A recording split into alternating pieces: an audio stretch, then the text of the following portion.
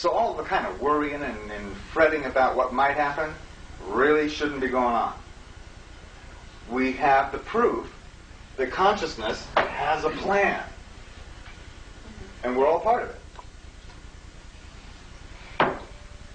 Then this right here, we went in from art, 32,000 years ago, Neanderthal went extinct during that fifth night. They just couldn't keep pace. In fact, basically art is imagination. These guys didn't have any. Here was Christ's message, very upsetting, so upsetting that 415 years later, Rome fell. And it didn't fall because the swords went dull, or the spears drooped. It went down because consciousness changed. It's happening again.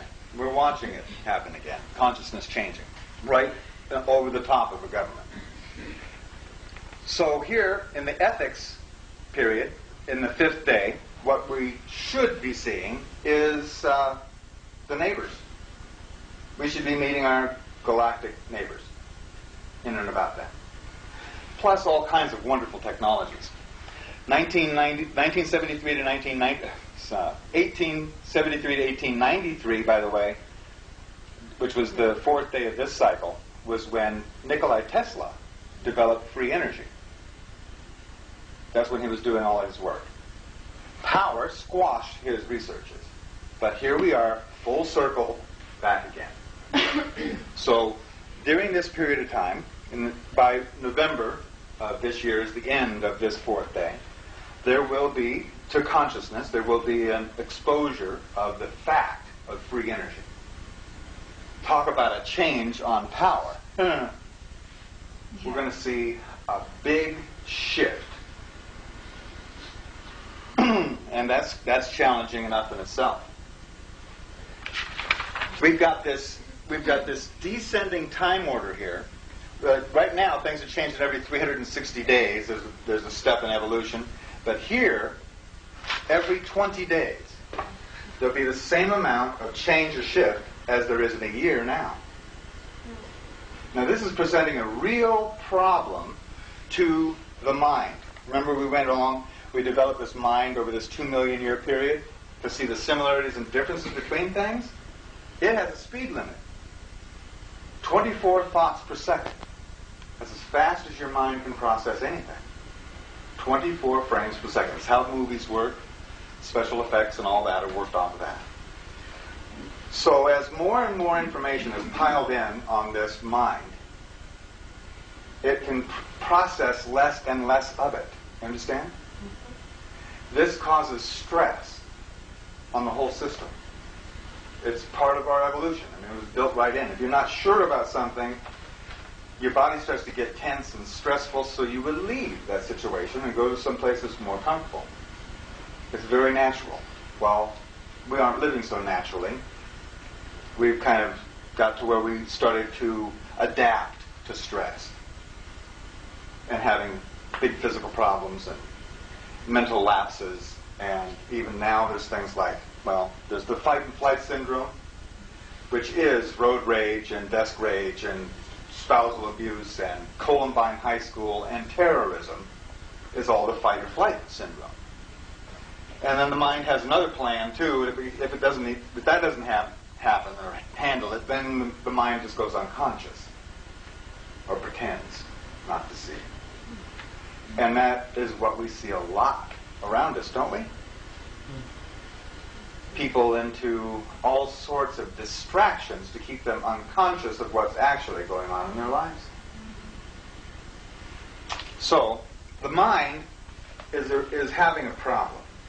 And as long as mankind is associated with his mind, or believing what his mind tells him, then he's going to have some problems.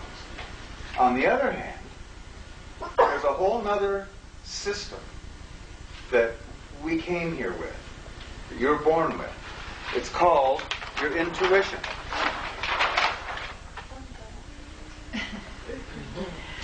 It's pretty obvious that everybody's going to go out of their mind pretty soon, because things are just going to keep on accelerating. And what you thought you were going to do 15 minutes ago, you can't do now because blah, blah, blah. The mind's just going to go, boom. Your intuition doesn't have any speed limit. It doesn't have any speed. Your intuition is your own connection to your inner knowing,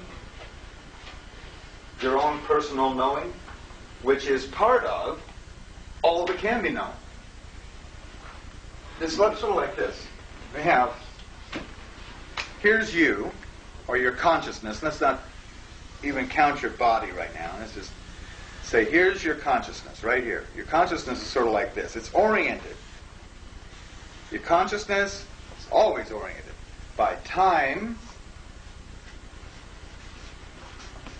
and place. Time and place. As a matter of fact, it's happening right now. Some time ago, you heard about this talk. You decided to come to this time and place. And you made all the decisions and all the actions to make that happen. Congratulations and welcome. Here we are, in this moment of time and place. Now, this we call 3D. But 3D is an emanation from up here. We're going to call this fifth dimensional up here, 5D. This little star over here is all potential. It's everything that could possibly happen. Infinity, all that. And from that point, we can call it a point, is this flow. Like this. It's this flow of event. And what we do is we receive this fifth dimensional flow comes out, or the fifth dimensional potential comes out through the fourth dimension into the third. Got it? Like step down. It comes out of all what could happen through time. It comes into manifestation at this time and place. Have you ever noticed that your intuition is pretty much always right? Have you? Oh, yeah. Have you noticed it's more right than your mind? Remember your second grade teacher, third grade teachers told you when taking a test, always use your first answer? Because the second one's going to be wrong. That second answer came from your mind, people. The first answer came from your intuition. So, your intuition is right a whole lot of the time. Why would that be? It's just possible that when you're in your intuition, when you are centered in this time and place, and you're in your intuition, doesn't it feel like you're on a track, or just like you're in the zone? In fact, there's a name for that. It's like athletes call it the zone.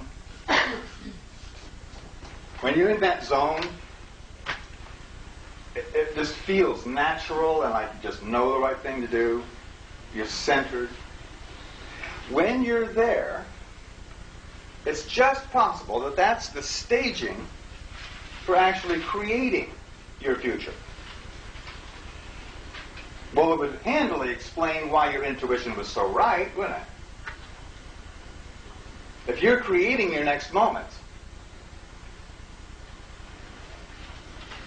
and we're going to look at how that might just be the fact. We see these in consecutive moments, but it's actually all a flow, or happening at the same time. This is creation's flow right here. Creation's flow. And what you do with your consciousness, or what can be done with your consciousness, is you can tune to this flow. Have you ever heard of the word entrainment? Entrainment, it's a scientific term for something that scientists can't really explain.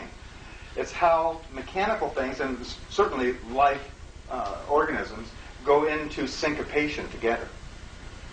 You put two machines right next to each other, and they will start to operate similarly.